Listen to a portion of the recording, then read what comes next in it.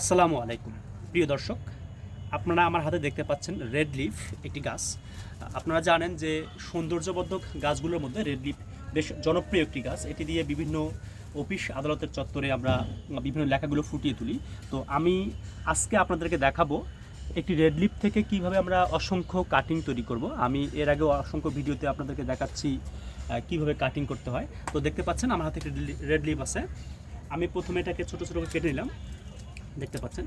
এবার দেখেন যে এখানে আমাদের ছোট কুশি আছে, আমি এই কুশিগুলোর ঠিক এই জায়গায় কেটে দিলাম, কেননা শিকড়টা কিন্তু এখান থেকে দিবে। দেখতে পাচ্ছেন যে এখান থেকে শিকড় দিবে, সেহেতু আমি এখানে কেটে নিলাম। জাস্ট এই গাছটাকে আমি একটা টবে দিয়ে দেবো। দেখেন আমি আসলে আমার কাছে টব আছে, এই যে টবে দিয়ে দিলাম, টবে দিয়ে দিলাম।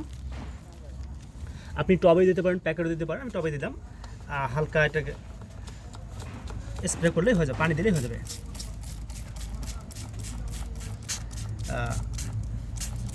বাস এভাবে কিছুদিন ছায়া রাখলেই গাছটা ওকে হয়ে যাবে। ধন্যবাদ।